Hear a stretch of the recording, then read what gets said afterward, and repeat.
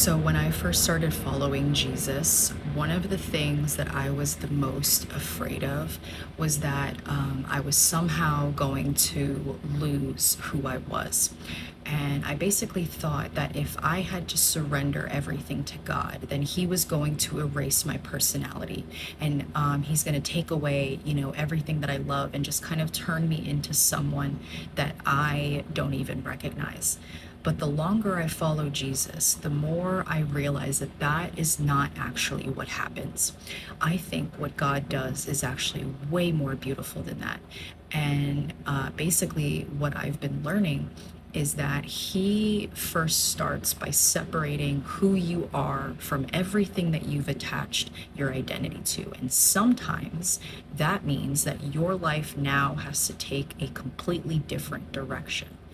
Sometimes it means that you might have to leave something behind, or other times you can keep doing the exact same things that you've always done, but now it's for a completely different reason. And somewhere in the process, you become free. And you just become free from needing that specific thing to just tell you who you are. Here's the thing, sometimes whatever it is that you might be doing, it might actually have to end, okay? Like if you've built your life around something that is sinful or harmful, following Jesus might mean you have to walk away from it completely. But it doesn't always mean that everything underneath it has to disappear too. Think about it like this, right? Imagine you've spent years driving down the wrong road, right? The destination is wrong. So now you have to turn around. You don't throw the whole car away, right? Just because you were headed in the wrong direction. You just have to now just drive somewhere else. I think that's what God does with us. Maybe you've become highly skilled at communicating, or you're really incredible with connecting, with other people, or you've just become someone who notices things that other people miss. It's not like those things just suddenly disappear because you decided to follow Jesus. Sometimes it's just the direction that they were taking you that changes, okay? The road changes. It's not necessarily the person that's driving. And I used to think that if I followed Jesus, I had to become this entirely different person. But if you read the Bible, and the more that I study scripture, the more I realize, like, oh, that's not what I see at all.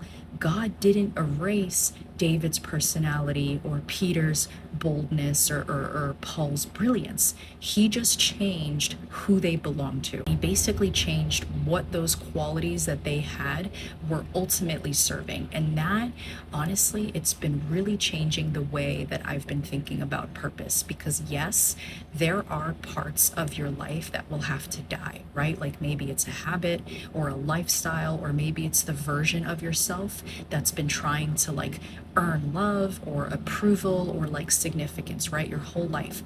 But it doesn't mean that God is trying to erase you. I think that He is essentially trying to uncover the person that He created you to be before all of those things just convince you that you had to become someone else, right? And I genuinely feel like that has been my own experience, because I've realized that there are some strengths that I have today, right?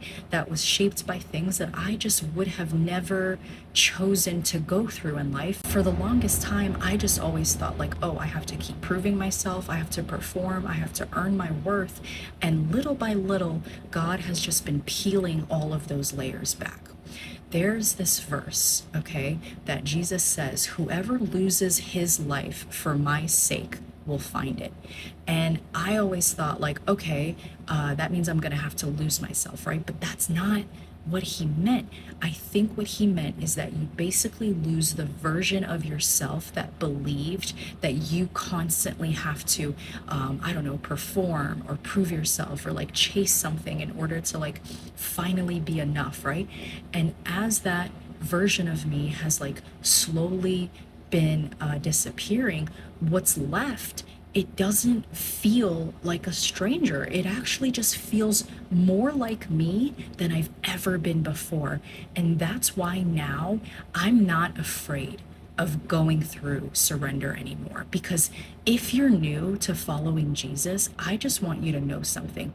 Surrendering is not going to be a one time decision. It's not something that you do once and then you graduate from.